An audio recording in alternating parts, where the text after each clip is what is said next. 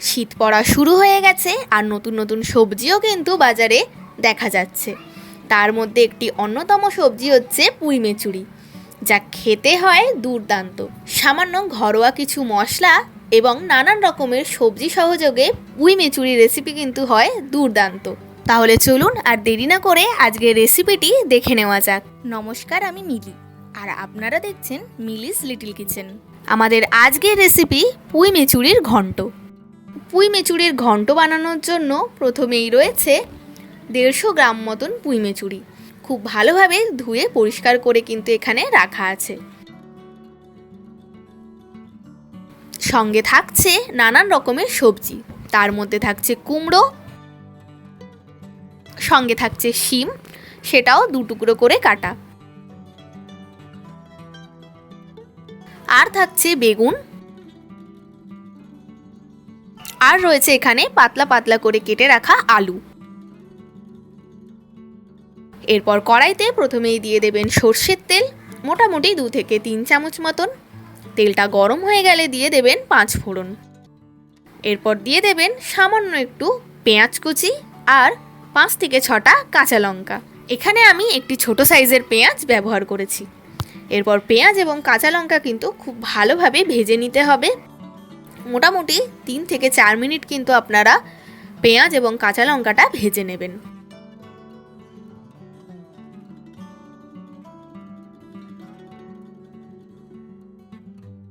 এরপর এখানে এক এক করে সবজিগুলো কিন্তু অ্যাড করে দেবেন। প্রথমেই দিয়ে দিচ্ছি আলু, তারপর দিয়ে দিচ্ছি কুমড়ো, কেটে রাখা শিম, আর দিয়ে দিচ্ছি বেগুন। আপনারা চাইলে এখানে মূলও কিন্তু ব্যবহার করতে পারেন। এরপর ভালোভাবে কিন্তু সমস্ত সবজি এবং উপকরণগুলো মিশিয়ে নেবেন। মোটামুটি 5-6 মিনিট ভালোভাবে সবজিগুলো একটু ভেজে নেবেন। মিলিস লিটল কিচেনে যদি আপনারা নতুন হয়ে থাকেন তবে অবশ্যই চ্যানেলটিকে সাবস্ক্রাইব করে বেল আইকনটি ক্লিক করে দেবেন, যাতে এই চ্যানেলে হওয়া সমস্ত রান্নার আপডেট সবার আগে আপনাদের কাছে পৌঁছে যায়। ভিডিওর ডেসক্রিপশানে আমার ফেসবুক পেজের লিঙ্কটিও দেওয়া রইল। আপনাদের কাছে অনুরোধ রইল আমার ফেসবুক পেজটিকেও ফলো করার জন্য। এরপর এখানে পুঁই মেচুরিগুলো দিয়ে দেবেন স্বাদ অনুযায়ী লবণ।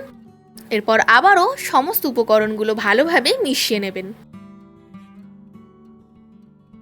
একদমই সিম্পল একটি রেসিপি, খুব বেশি খাটনিরও প্রয়োজন নেই আর মশলারও কিন্তু প্রয়োজন নেই। তবে গরম ভাতে প্রথম পাতে কিন্তু খেতে ভালোই লাগে। এরপর ভালোভাবে মিশিয়ে নিয়ে ওপর থেকে একটি ঢাকা দিয়ে রেখে দেবেন। এই সময় কিন্তু ফ্লেমটা কমিয়ে দেবেন।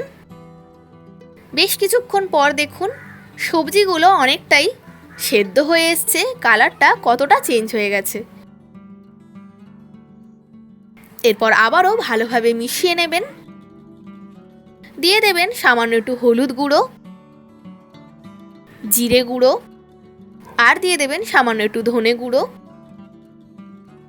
আর দেবেন শুকনো লঙ্কা গুঁড়ো, আর সামান্য একটু চিনি দিতে কিন্তু একদম ভুলবেন না। নিরামিষ রান্নায় বিশেষ করে চচ্চড়ি বা এইরকম ঘন্টতে একটু মিষ্টি দিলে কিন্তু খেতে আরও বেশি ভালো লাগে। আর আপনারা যারা মিষ্টি খেতে একদমই পছন্দ করেন না বা যারা সুগারের পেশেন্ট, তারা চাইলে কিন্তু এটা অ্যাভয়েড করতে পারেন। এরপর ভালোভাবে সমস্ত উপকরণগুলো মিশিয়ে নেবেন। একটু খুন্তির সাহায্যে এইভাবে মিশিয়ে নিচ্ছি। সবজিগুলো কিন্তু খুব ভালোভাবেই সেদ্ধ হয়ে এসছে। এরপর সামান্য একটু জল দিয়ে দেবেন। যেহেতু ঘন্ট তাই একটু মাখো মাখো ব্যাপারটা আসবে, তাই জল এখানে অল্প করে দিয়ে দেবেন। এরপর আবারও হাই ফ্লেমে কিন্তু ভালোভাবে রান্না করে নিতে হবে। এরপর স্বাদ অনুযায়ী একটু লবণ এখানে অ্যাড করে দিলাম। এরপর ওপর থেকে ঢাকা দিয়ে কিন্তু কিছুক্ষণ রেখে দেবেন।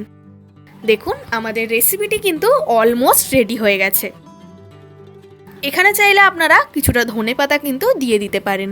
দেখতেই পাচ্ছেন কতটা সিম্পল একটি রেসিপি, খুব কম সময়ে কিন্তু তৈরি হয়ে গেল। আমাদের পুঁই মেচুরির ঘন্ট কিন্তু একদম রেডি। তাহলে গরম গরম ভাতের সাথে কিন্তু সার্ভ করে দিন। প্রথম পাতে এরকম ঘন্ট বা চচ্চড়ি খেতে কিন্তু দারুণ লাগে। তাহলে আপনারাও আমার মতন করে একবার রেসিপিটি তৈরি করুন এবং আপনারা বাড়িতে নিজেরা কিভাবে এই রেসিপিটি তৈরি করে থাকেন সেটাও কিন্তু আমার সাথে শেয়ার করে নিন। আজকের মতো এইটুকুই, আবার আপনাদের সাথে দেখা হয়ে যাবে নেক্সট ভিডিওতে অন্য একটি রেসিপির সঙ্গে। আমার আজকের এই রান্নাটি যদি আপনাদের ভালো লেগে থাকে এবং সহজ বলে মনে হয়ে থাকে তাহলে অতি অবশ্যই একটি লাইক দিয়ে যাবেন এবং কমেন্ট করে জানাতে কিন্তু ভুলবেন না।